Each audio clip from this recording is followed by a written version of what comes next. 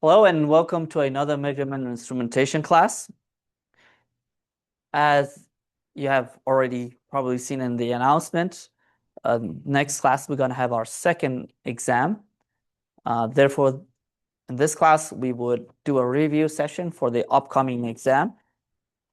For the online students, I've already posted their online exam. It's going to be the same format that you had for the previous exam. It's going to be multiple choice questions and it's going to be everything that we covered after the first midterm up to last week, which were contactors, so shearing bridge, all of that, Wheatstone bridge, energy meter, watt meters, 2-watt meter methods, power factor, all of that is going to be covered in this exam. And the final exam is going to be a comprehensive exam, so everything would be covered in that. You're already familiar with how we do these review sessions. The first students to come up with the solution get extra points or bonus points on their exams. And if you need papers to solve them, I can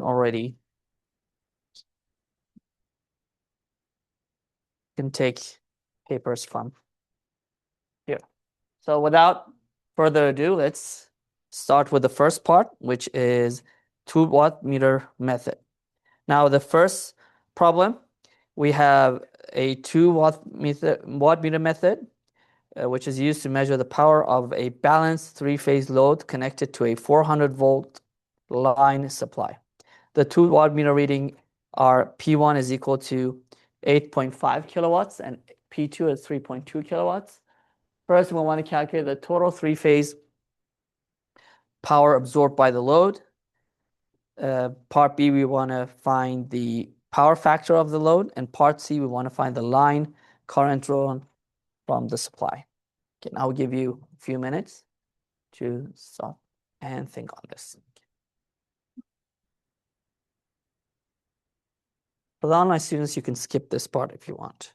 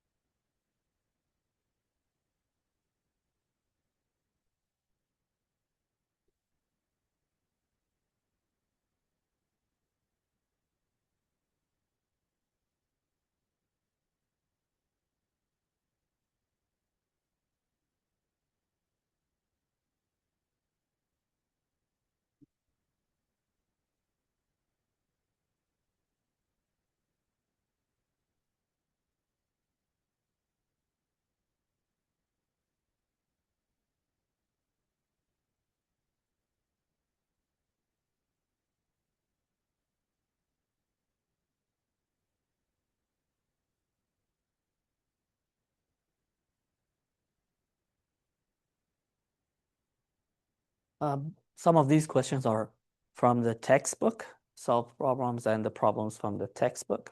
And some of them I've already solved them in the class, so from the examples from the class. And in the exam, I will have something very similar to this. Maybe I would change the numbers like what I did in the first exam.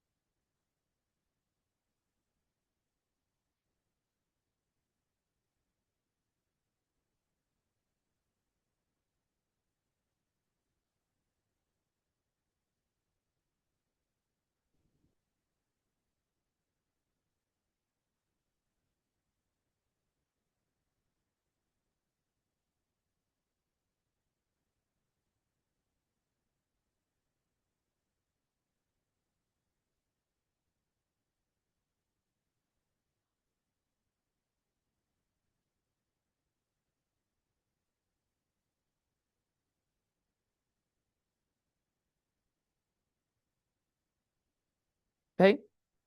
For the first part, we want to find the total power. So A, the total power would be P is equal to P1 plus P2, which would be 8.5 plus 3.2 gives us 11.7 kilowatts. Now, part B, we want to find the power factor. The power factor was already, the equation was already given in the previous slide. So tan of alpha would be square root of 3 P1 minus P2 over P1 plus P2, which gives us square root of 3. P1 is 8.5, P2 is 3.2, divided by 8.5 plus 3.2, which would be equal to, has anyone calculated this? No, I just want tangent of alpha. It's getting 0.785. This is what I calculated. So phi would be tan inverse of 0.785, which gives us 38.1, thank you, 0.1 degrees. And power factor is cosine of 38.1 degrees, which is equal to 0.786, and it's lagging. So power factor is 0.786. Now, part C, we want to find the line current. And for the line current, P is equal to square root of 3 VL IL cosine of phi. In other words, IL would be equal to P over square root of 3 VL. And what is cosine of alpha, phi? It's power factor times the power factor, instead of writing that. Therefore, IL would be equal to P, which is, how much is P? Yes, 11,700 divided by square root of 3 is 1.732 times VL, which was 400. It was given in the question here. And then times the power factor, which was 0.786. Now this gives us 21.5 amps. So part A is 11.7 kilowatts, part B is 0.786 for power factor, and part C is 21.5 amps. Okay. Did you write it down? Can I go to the next question? So question number 2. In a 2-watt meter method, a 3-phase balance system, we have 2 watt meters connected to them. Watt meter W1 reads 5.2 kilowatts and W2 reads negative 1.7 kilowatts, and the line voltage is 415 volts. We want to find A, the total power, B, the power factor, and explain the significance of the negative reading, and C, we want to find the line current.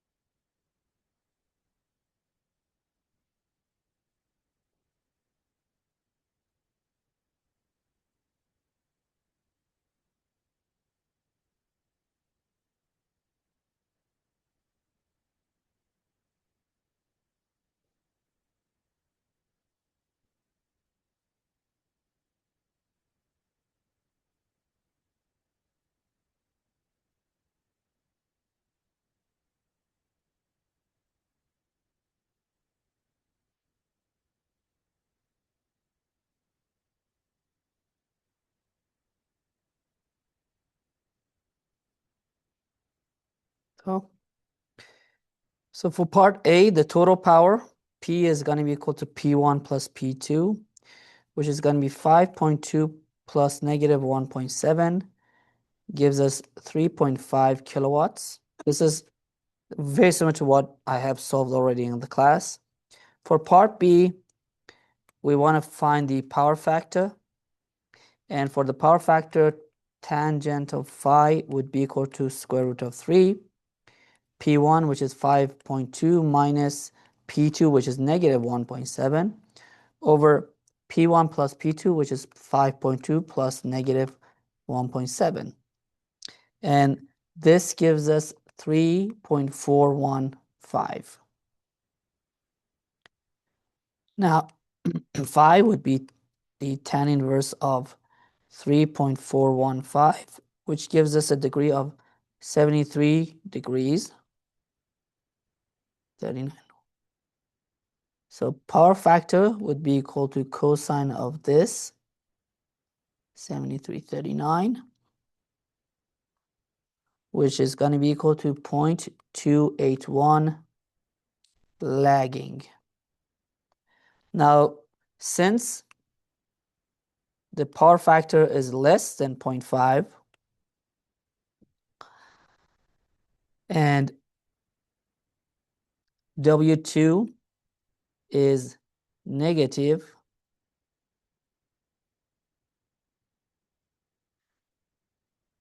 and phi is greater than 60 degrees,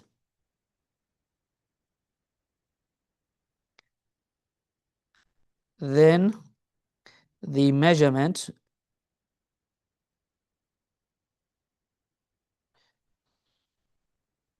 must be done in reverse, or let me put it this way. The connections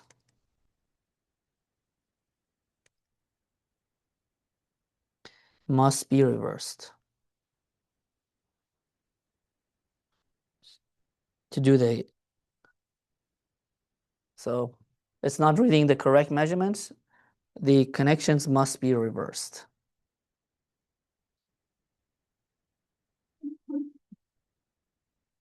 And for part C, again, I of the line would be P over square root of 3 VL times the power factor. So 3,500 divided by square root of 3 times 415, which was the V line, times 0.281, which gives us 17.3 amps.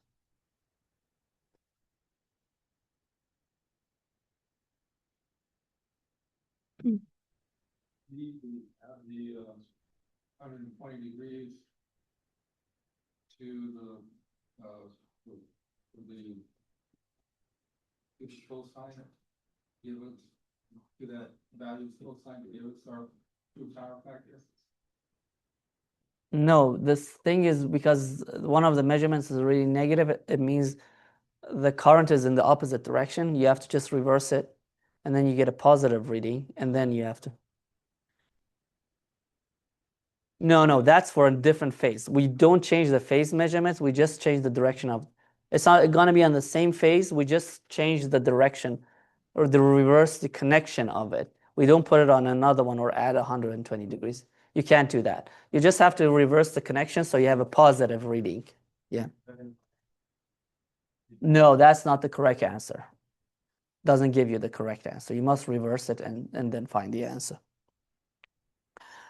So when we had two watt meter methods, we had three different possibilities. Go back and read it.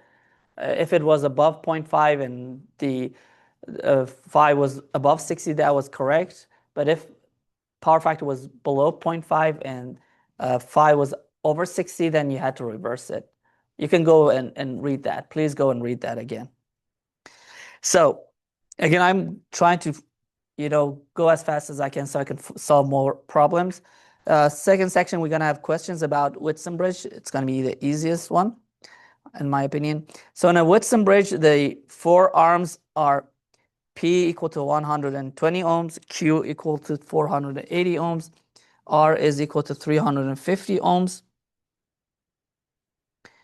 and S is the unknown resistor. So instead of saying R1, R2, R3, and R4, I just mentioned that PQRS, okay, to make it easier. And the bridge is balanced. The galvanometer reads 0. We want to find the value of the unknown resistor S. And if R is now changed to 420 ohms, keeping P and Q the same, what would the new balance value of S be? And part C, by how much did S change? What does this tell us about the bridge's sensitivity?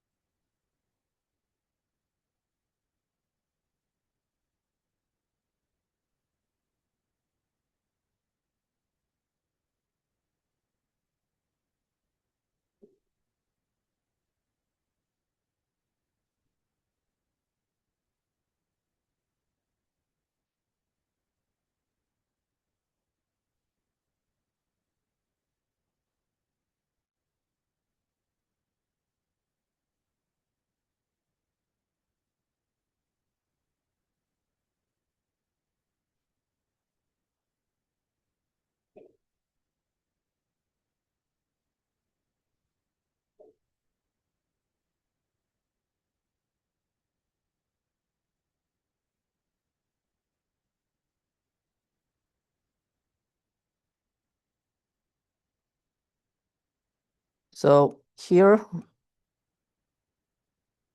can follow the hint. At balance, P times S is equal to Q times R. In other words, S is equal to QR over P. So if we want to find S when R, so for A, R is equal to 350 ohms. We want to find S. So S is equal to QR over P, which is going to be 480 times 350 over 120, gives us 1400 ohms. Did you get the same results? Yes. Okay. Now, part B, we have changed R now to 420. Now the new S would, to balance it, would be 480 times 420. Yes, thank you. Over 120. And how much did you get? Thank you. Now, part C, we want to find the changes in S and the sensitivity observation. For that, we need to find the difference between the S. So delta S would be 1680 minus 1400 gives us 280 ohms.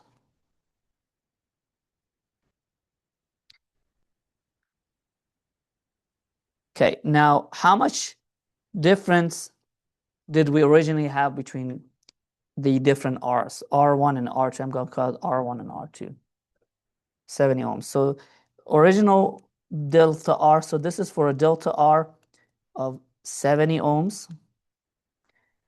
How much did it change del S? 280. Now let's find the ratio of Q over P.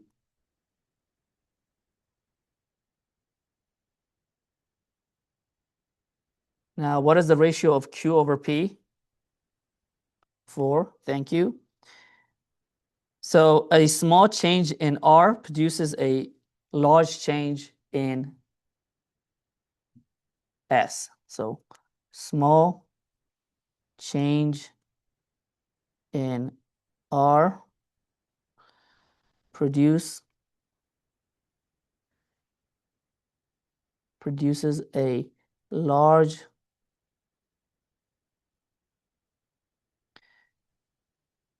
change in S. So you can see that the sensitivity is actually pretty high in this case.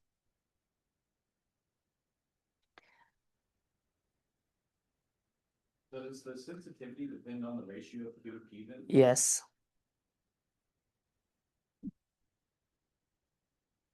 Because that determines how much, that's going to change. If it's around 1 or 2, it's normal, but 4 is pretty high.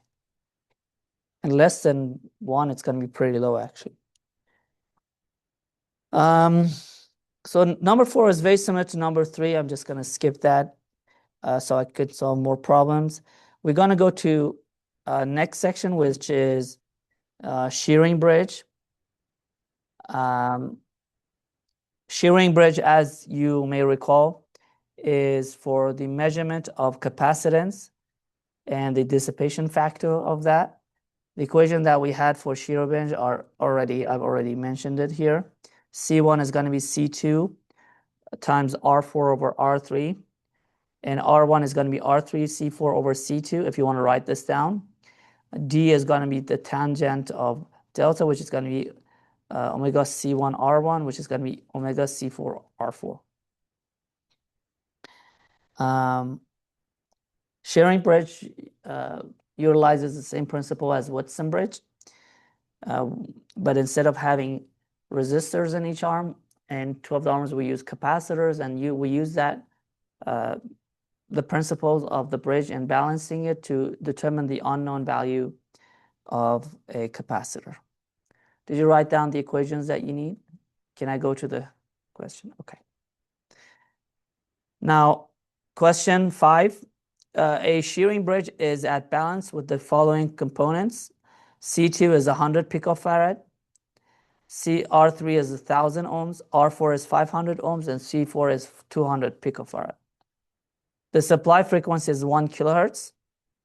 We want to A, find the unknown capacitance C1, B, find the resistance, the series resistance R1 of the unknown capacitor, and C, we want to find the dissipation factor D, which is the tangent of delta of the unknown capacitor.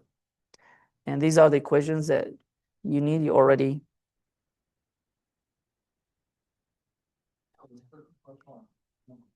Problem number 4. 4. Which estimates would you be looking for? Which, this question or the previous question? This one? There's no capacitance in this. This is a Whitson bridge. A Whitson bridge doesn't have any capacitance. Again, it's very similar to that. The only difference is you have to manually find the unbalance, which I did an example of it. And you can refer to the example that I solved in that.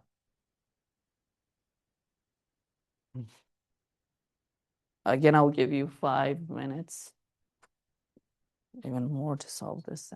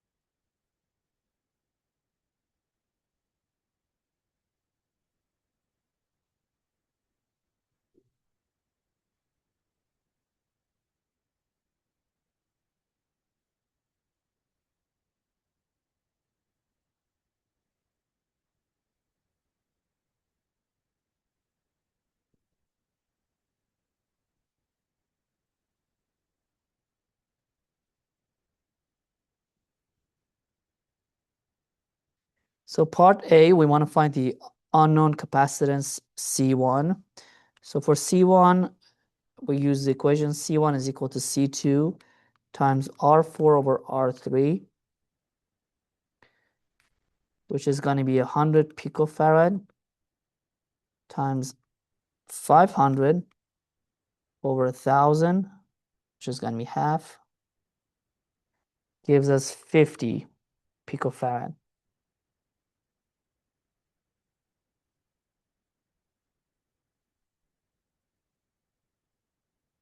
Now, if we want to find the series resistance B, part B of R1, what is R1? R1 would be equal to R3 over C4, or no, sorry, it's going to be R3 C4 divided by C2, which gives us 1,000 times 200 times 10 to the power of negative 12, because it's in picofarad, over 100 times 10 to the power of negative 12, which it's gonna be equal to 1,000 times 2, which is 2,000 ohms, or 2 kilo ohms. Did you get the same result? Yes? Okay. Now, the dissipation factor, part C, we want to find D or of delta. First, we need to find omega, which is going to be 2 pi f, and our f was 1,000 hertz or 6 kilohertz. I'm sorry, 1 kilohertz. Gives us 6,283 radian per second.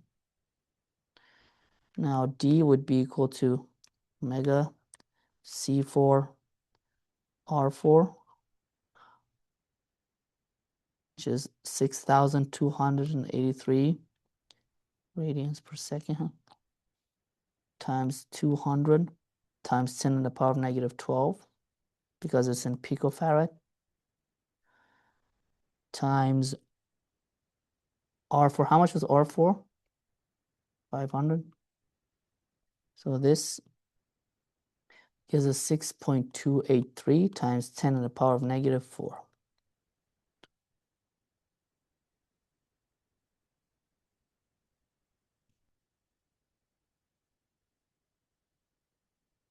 If you find the answer, speak up if you're the first one, so I can give you the bonus point.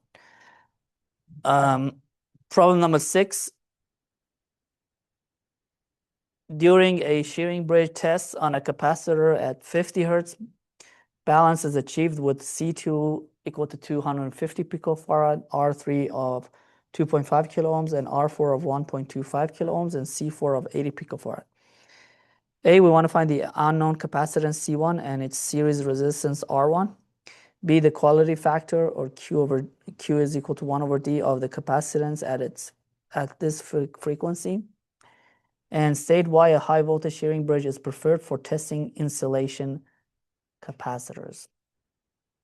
Hint, quality factor Q1 over D would be equal to 1 over omega C4 R4. A high Q means very low losses.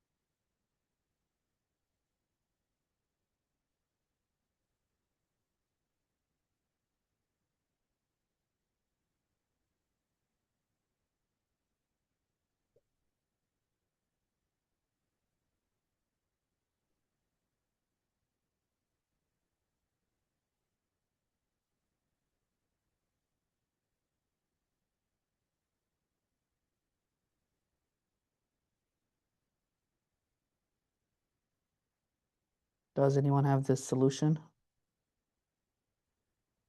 What is it? What is C1? What is R1?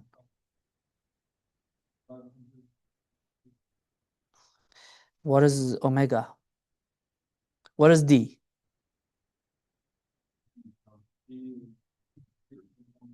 Mm-hmm. Okay, good. And what is Q? Okay, perfect. So part A, we want to find C1, which is going to be C2 times R4 over R3.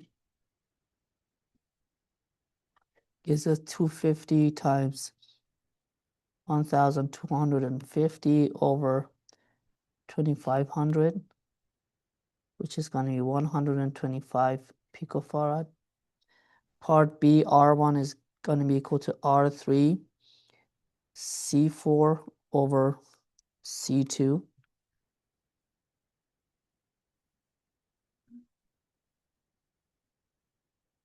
Would be 2,500 times 80 times 10 to the power of negative 12 over 250 times 10 to the power of negative 12 gives us 800 ohms.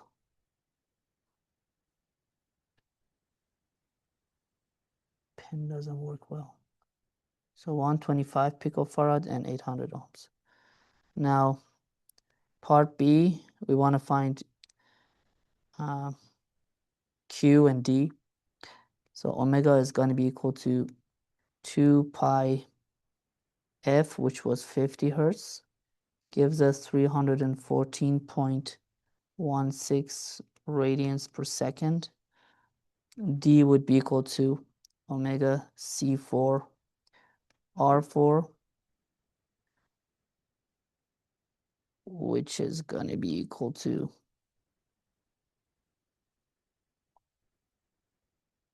314.16 times 80 times 10 to the power of negative 12 times 1250. Gives us 3142 times 10 to the power of negative 5, 3.142. Now Q would be equal to 1 over D, which is 1 over 3.142 times 10 to the power of negative 5, which gives us 31,831. And this is a very low loss capacitance.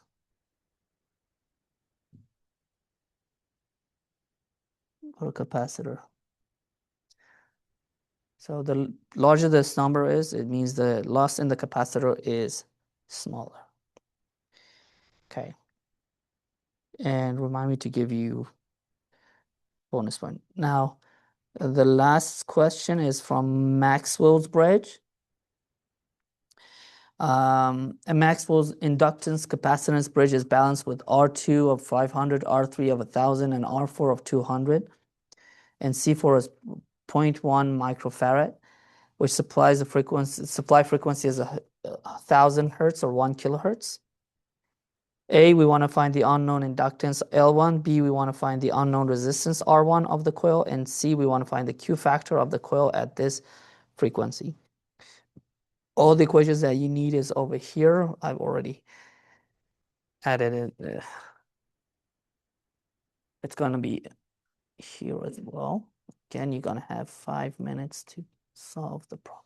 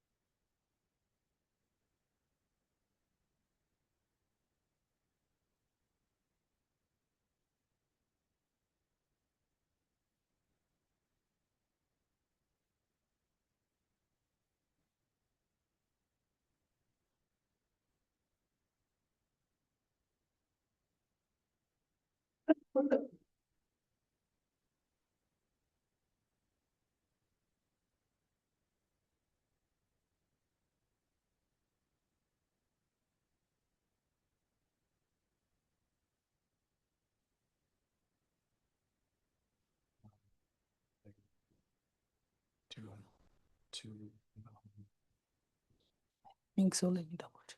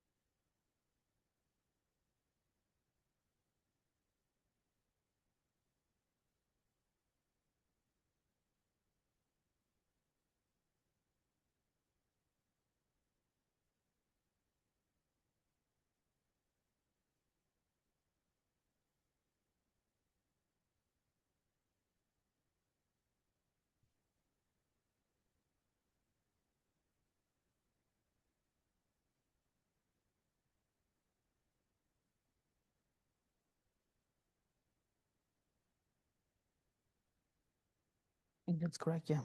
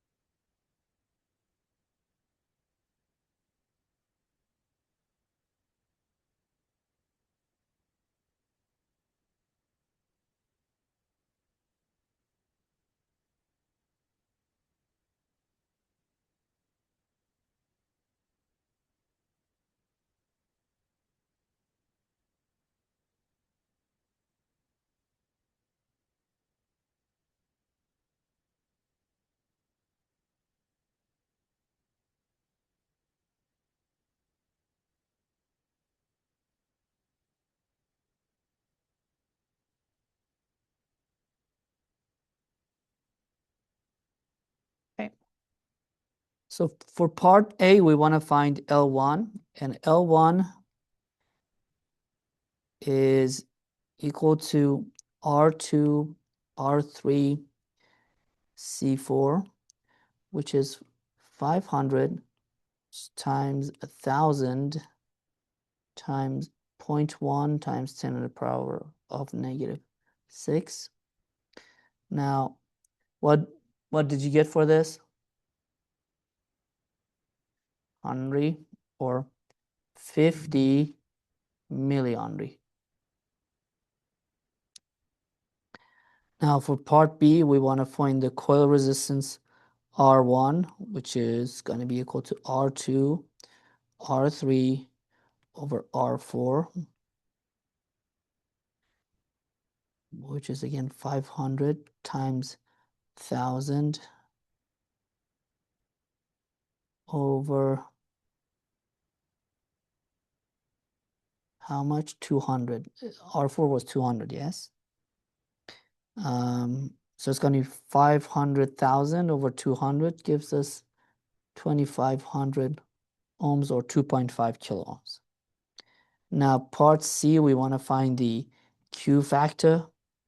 For that, we need to find first the omega. What is the Q factor? We need to find the omega, which is 2 pi times the frequency, which was 1,000 hertz or 1 kilohertz, gives us 6283 radians per second. Now Q would be omega R4 C4, which gives us 6283 times 200 times 0.1 times 10 to the power of negative 6 gives us 0.1257.